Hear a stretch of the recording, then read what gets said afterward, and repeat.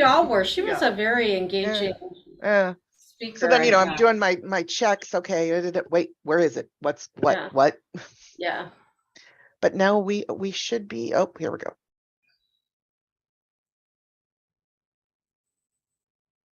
And I believe we are live again. Okay. We don't have a message on our No, screen. we don't. Why do we not? Well, I see Something up something, there. the Well, red that thing just that says, live. oh, it just says, okay, it is now streaming. Okay. Okay, I think, yeah. great. Okay. So we're talking about climate change, and we watched a TED Talk with Dr. Catherine Hayhoe. So if you're watching on YouTube and we lost that feed and you want to go back and watch it at 17 minutes, it's really, really interesting. She gives a lot of great information about why we should be talking to each other about climate change and why it matters to us, and finding shared values, because probably there are shared values no matter what. So Laura, you were saying we were talking about the political, how it divides across political lines. Is that losing the YouTube connection? Was that your first encounter with something like that? I've never had that happen before. Okay. That is, and I do a lot of these with different organizations, and that is the first time I've ever had that happen. Yeah.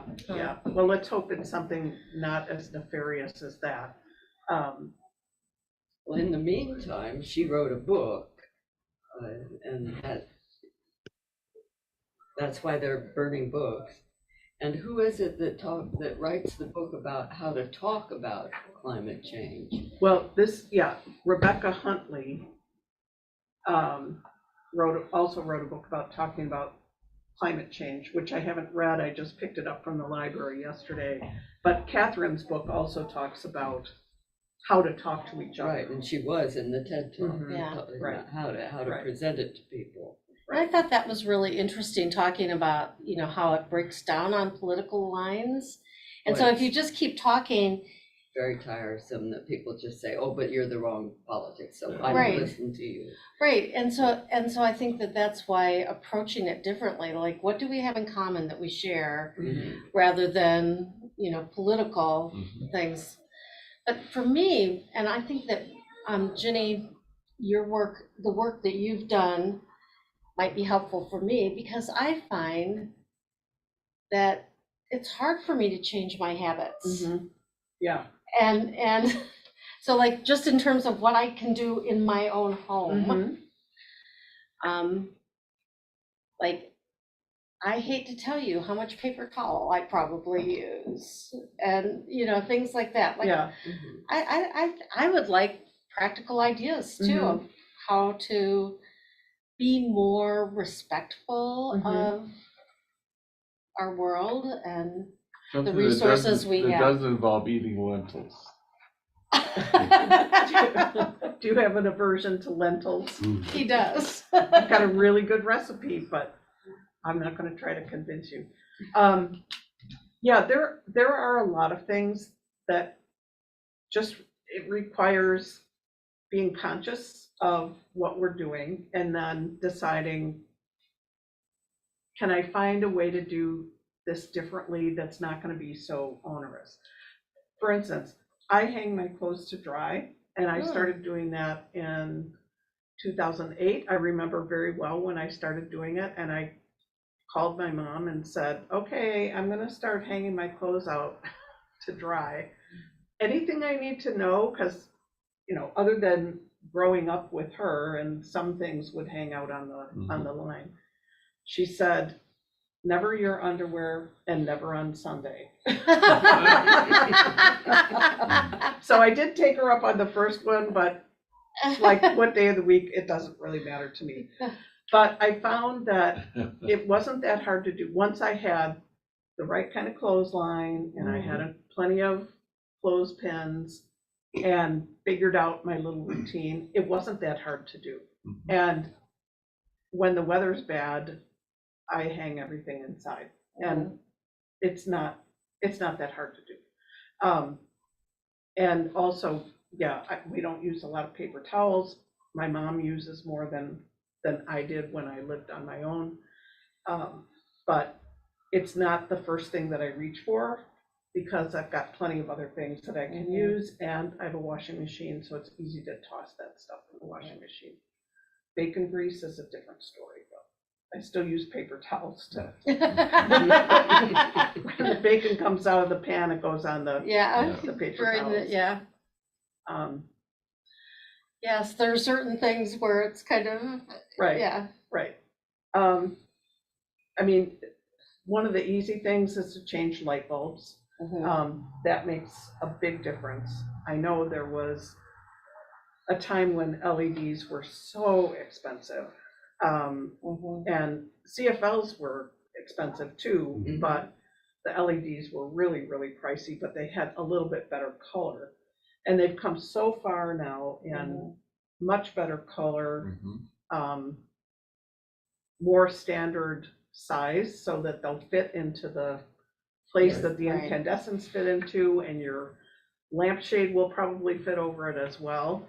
And the prices come down a lot. So I remember the first time Yes. hearing somebody choosing- say, Choosing light bulbs is a problem, but at one time I had found a chart by searching on the computer of the names of the different sizes and shapes. I mean, I already knew to choose a standard base, and I knew enough, I'd had enough troubles to talk with my children about what's going to fit inside a table lamp.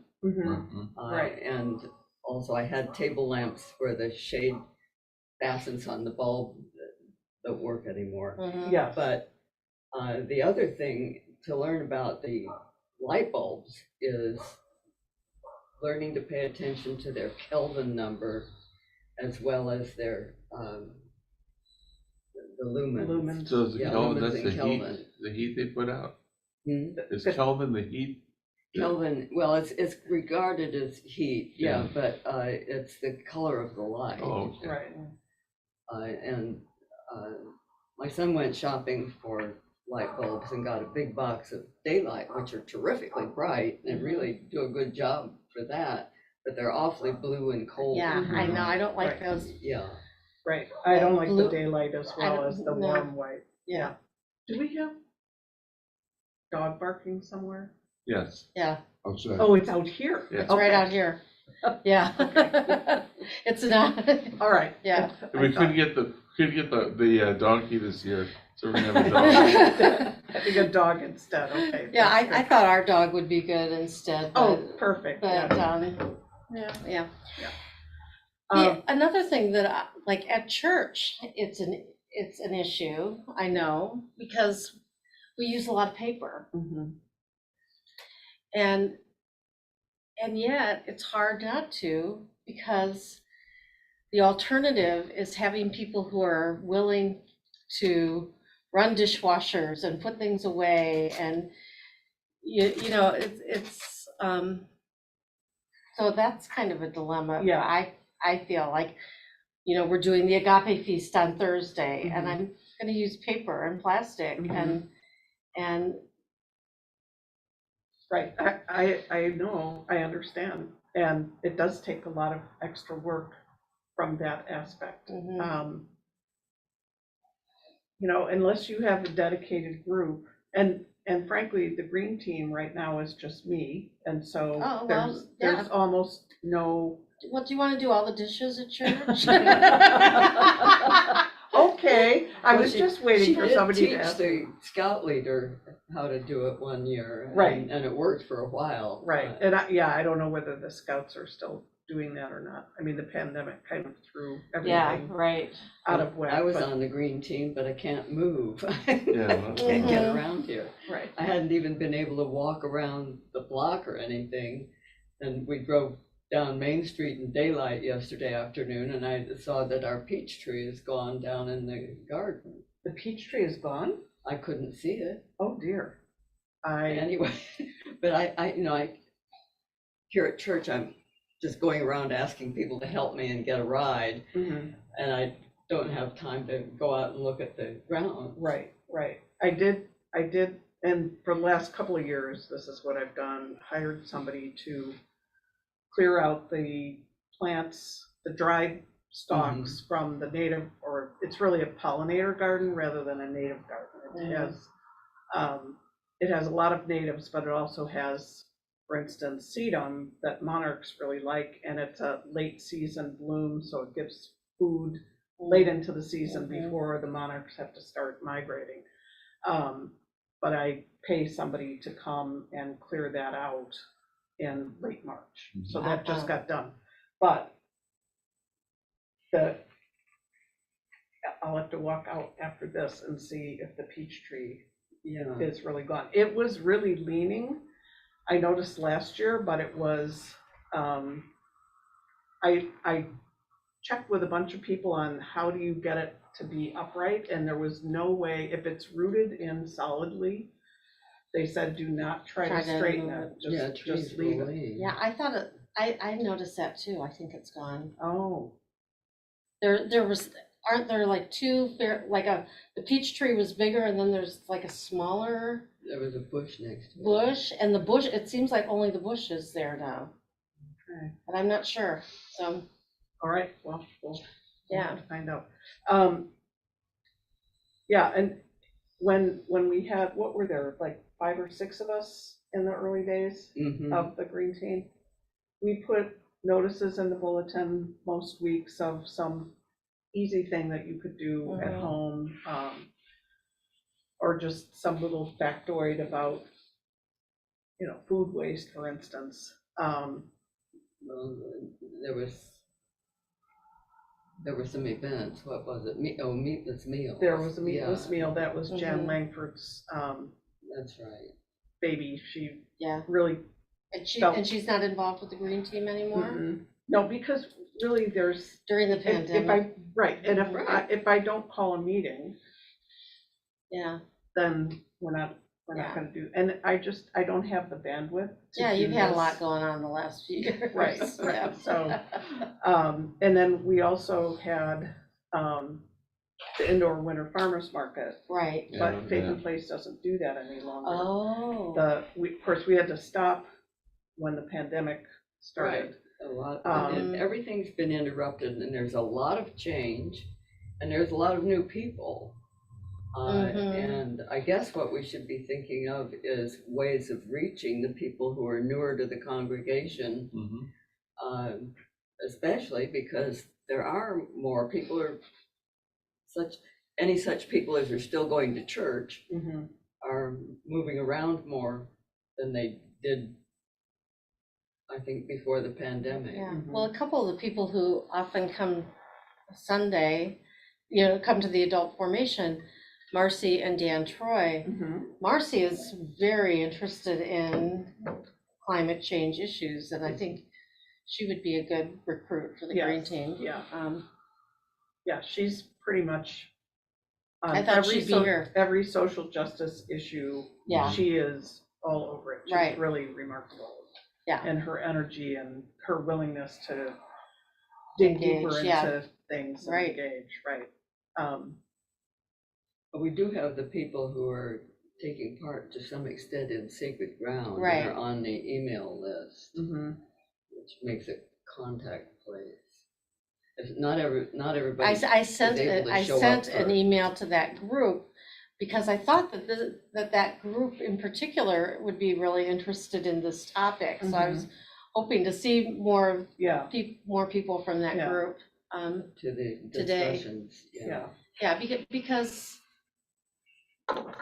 it's an important conversation Mhm. to have. Well, and the justice side of environmental issues was something that, until I went to work for Faith and Place 10 years ago, I was not aware of at all. Mhm. I knew, I liked environmental stuff. I thought it was about reducing pollution, reducing your costs, cleaner water, cleaner air. That's what I thought it was about, and I did not know that companies deliberately put polluting businesses in neighborhoods where they thought They Right. weren't gonna get pushed Mhm. back. They're too impoverished, they don't have the big connections, they don't have the money to hire lawyers. And so we can put this landfill, we can put this coal burning Yeah. power plant, we can put this general iron, metal recycling. It's a city planning policy to put it all together. And it's a city planning policy to segregate poverty. Mhm. And I think we need to attack it at the city Mhm. planning level, but then that's part of my education. I used to read the magazines about it. Mhm. And I look at that, well, there's zoning, they're zoned out of rich people's neighborhoods. Mhm. They're zoned into neighborhoods where the housing is cheap around the edges, Mhm. such as there is. But we've got the problem of homelessness, it's just multiplying. But we don't know about that because deliberately every 10 years, we do not count the homeless in census. It's only social justice agencies that go out and look Right. and try to at least estimate Mhm. as well as possible Mhm. how many people are homeless. Yeah. And then besides that, we also focus a great number of our population in prisons. I know I have at one time seen a map showing the locations of Black people in the United States. And there's a great area in which all the prisons are located. They do two things for a state. There's some way you can count some of the prison population toward the state's population and thus be more represented in Congress. Oh, really? There's some formula for it. And you also isolate the people from their families. The prisoner has no one who can even come to the prison and find out anything about it because the distances are too great. And well, there's a whole thing on prisons. Right. Yeah. Then they do Right. pollute. Yeah, yeah. So Ginny, what does Faith in Place do to address some of those kinds of Yeah. concerns? So Faith in Place was started in 1999. It was actually part of another nonprofit called Center for Neighborhood Technology in Chicago. And there was concern that the environmental movement was mostly driven by white, wealthy liberals. And there wasn't a faith voice speaking. And there wasn't a voice of color speaking. There were not a lot of Black and brown people in the broader environmental movement. So one of the employees, Dr. Claire, actually, is it Reverend Doctor or Dr. Reverend? Reverend Doctor. Reverend Dr. Claire Butterfield. She was an attorney and she decided to go back to school. She became ordained. She's a Unitarian minister, and she was working for Center for Neighborhood Technology. And so she and another coworker started, let's see if we can get the faith voice in here. So they targeted a few what we call houses of worship. If you call them churches, then you've eliminated a whole bunch of people. If you call them congregations, you've also eliminated a whole bunch of people. So we say houses of worship. And over time, it grew into Faith in Place, and then Faith in Place was spun off in about 2003 or so to become a separate nonprofit. So Faith in Place is very much about environmental justice and racial justice. We have different areas that we focus on: energy and climate change, water, sustainable food and land use, advocacy, and youth empowerment. And now we're in 3 states. So last year we absorbed a similar but much smaller nonprofit in Indiana and one in Wisconsin. and are working to do the same kind of things in those locations. So it's educating people of faith, getting them to do something like plant trees on their property if they've got, because we also have, Illinois has a lot of rural areas, and a lot of those houses of worship have acreage. So can you put a community garden there? Can you plant trees there? So we get grants, and then sometimes that's a grant that we can then hand off to a house of worship to do a tree planting or native planting kind of thing on their property. We have a summer youth program that actually Mia Grant Funk participated in when she was in high school. And we have a year-round program where it's fewer hours a week, but there's kids all across Illinois that participate, about 25 or 26 kids across the state. And then this summer, we're gonna add Northwest Indiana to that group. And then we also work on changing laws, because it's important that each of us do what we can, whether it's changing light bulbs or using less paper towels, or seeing about solar panels, or getting our electricity through community solar. There's lots of different things we can do individually, but so much of this is systemic. You were talking about zoning that deliberately isolates certain things, and that's what we also have to do, is work on changing laws. Does Faith in Place help? Like, if I as an individual am interested in going, addressing issues like corporations in going to poorer neighborhoods where there's not a lot of voice. If I'm interested in speaking to that, is there like something in Faith in Place that helps like organize that kind of So are you saying, protest, or so you're talking about going to, yes. So Faith in Place often will be involved with other environmental organizations in protests or marches, that kind of thing. Okay. Not a lot of that, but actually over the last 2 weeks, there's a group, a national group that's specifically for people 50 and over, I think, and I can't remember what they're called, but one of their targets is the big banks who are funding fossil fuel extraction. And JP Morgan Chase is one of those. So there was a protest outside the Chicago headquarters a couple of weeks ago. People's Gas is asking for a huge rate increase, even though they're record profits.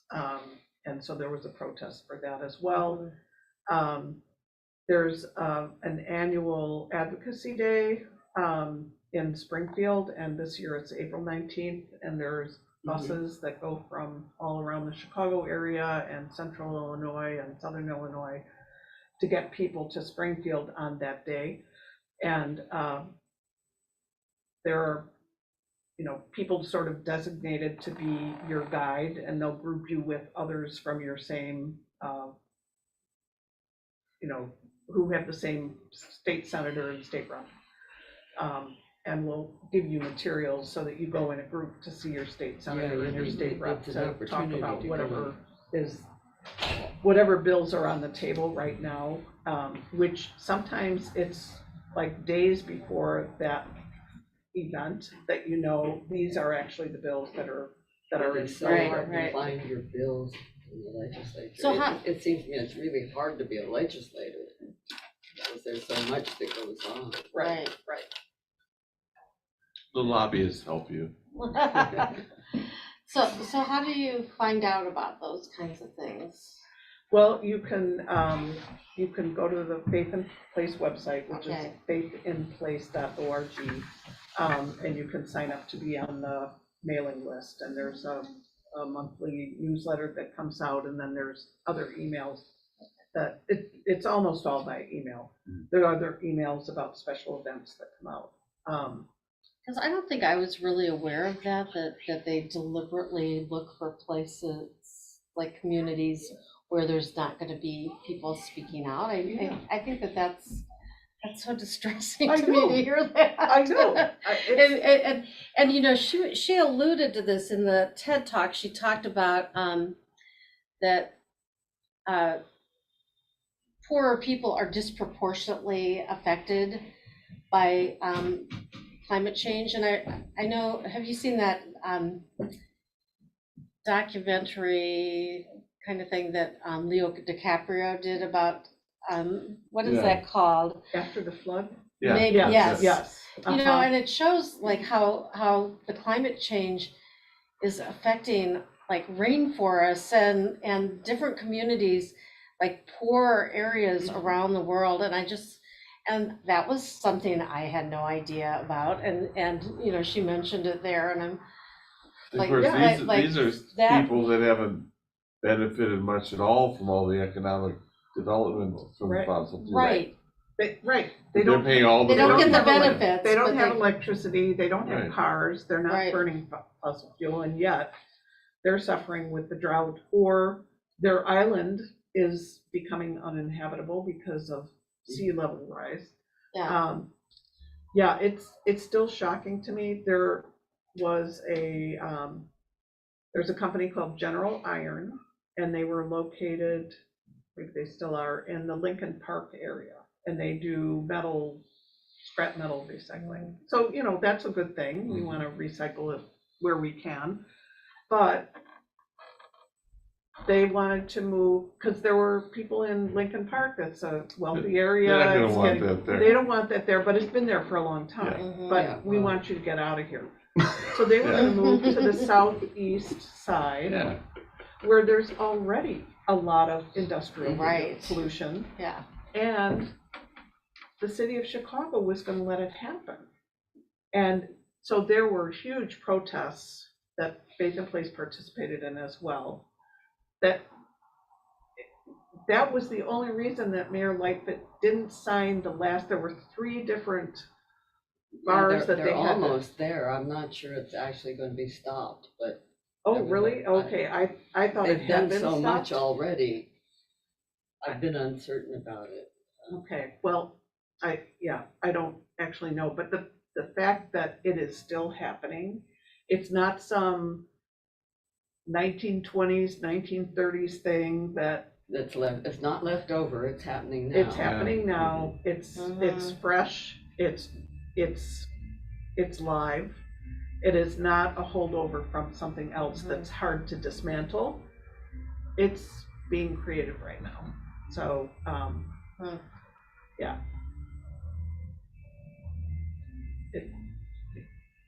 Yeah, still and shocked by yeah, and it just is so interesting from a justice Mhm. perspective Mhm. of how the deliberate, Right. um, And I don't know that Sacred Ground had a lot of environmental justice aspect The to it. Sacred Ground program is so large. I didn't start out with it at the beginning. I got into some part of it. Uh-huh.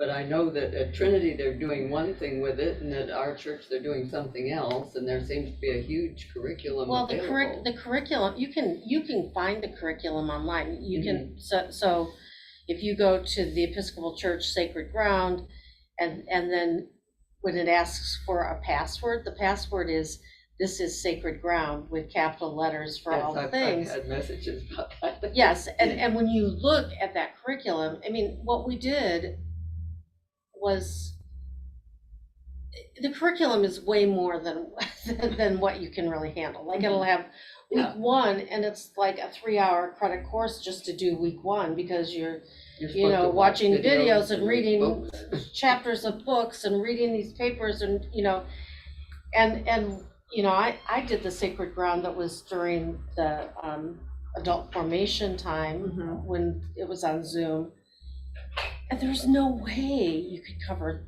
all that Right. material in an hour. It's Right. what it needs to, it needs to be regarded as a library and a resource. And you Right. pick out things that will serve what you're trying to accomplish at the moment. So I think we're responsible for Right. figuring out what we But can I don't accomplish. believe that, but I've looked at the whole syllabus and I don't think that there's an environmental Isn't there? chapter. That's I don't shocking. think so. So that is Yeah. really interesting. Mhm. And, But I think it has more to do with how we white people it does, it has to, view everybody else who is not a white person. it does, And by the way, if you're Italian, we're not even sure if you're white or not. Right. Irish, maybe not white. We just haven't figured that out. but when you hear about the deliberate Well, that's why decisions that's why about those the people environment really do affect. Yes. That's why and- those people in the law school were saying, well, this is systemic.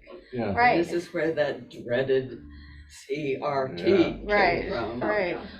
Don't Which say has its anything own is little systemic. advocacy. But as white people, it's kind of important for us, if we're Yes. interested in justice issues, environmental justice is also, Right. because it's impacting Well, it's everyone. Clotheslines are legal in Glen Ellen, the last time I saw the building code, but I think the building code is about to be reviewed and revised. So we'd better look at it. Did you say they're legal or building and planning. illegal? Did you say they're legal or illegal? It's legal. It Oh. is legal to have a clothesline in your But back. see, What- that's kind of poor people kind of That seems, Well, I that was seems shocked to many me years that, ago when a friend from California told me that clotheslines were illegal in a lot of places. And I looked it up, and that's true. They've been made illegal. Yeah. that's shocking to me. I valued mine a lot. I was just thinking yesterday, the only thing that made my daughter homesick when she went to college was when she unpacked the sheets that had been dried on the line in Albuquerque. Yeah. Uh-huh, Yeah. yeah. Yeah. Yeah, there used to be a nonprofit that focused on clotheslines, making them legal or keeping them from becoming illegal in town by town.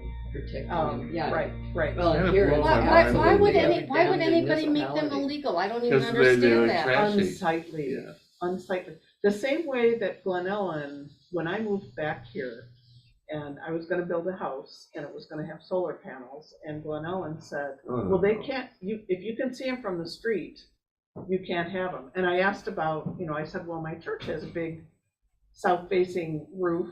If you can see it from the street, you can't have that. I said, why would that be? And they said, well, just like you wouldn't put your air conditioner out where people can see it. It's just ugly. I said, but the benefits. And the woman at the time, and this goes back 8 years, so she may not even be there any longer. She said, well, I grew up in Hawaii and I was back there recently, and there's solar panels all over. It looks horrible. And I repeated that to somebody who's in the solar industry, and he said, to the people who live in Hawaii, I'm sure they look beautiful because they pay about 10 times what we pay for electricity Yeah. in Hawaii. So a solar panel looks like Yeah. money Yeah. in the bank. Well, and it's kind of, beauty is in the eye of the beholder. It's what you become accustomed to. Right. If we're not accustomed to seeing them, we maybe see them as being ugly. But if Right. we become accustomed to seeing them, they're part of the scenery. I think the Right. thing Well, about we're accustomed to clotheslines, parking lots, and I've always thought that this is a wonderful opportunity to put shade in your parking lot. yeah, Right. Mhm. And people are doing it here and there. Mhm. I'm not sure how it all works. I think the thing about clotheslines is the classism thing. I really think so. A classist, yeah, maybe. Yes, that's right.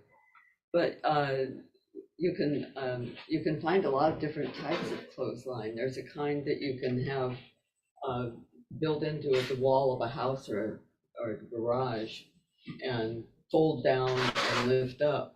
Mhm. I don't have room where I can put a clothesline in my backyard, which my backyard is so tiny. Mhm. That was when I was investigating it. There are a lot of strategies for it, so spreading that word is Mhm. probably helpful too. And a lot of them come from places like Australia, where people don't have perhaps quite the same Yeah. attitude toward their clothes dryer as we Yeah. do. So Laura, do we have to sign off? Sorry, that was exactly what I was about to say, but I thought, thank you I so just much, looked at the clock and I'm everyone. like, oh, I can't believe Laura's let us go this long. It's so interesting. I'm sorry. I know. Thank you all for being here.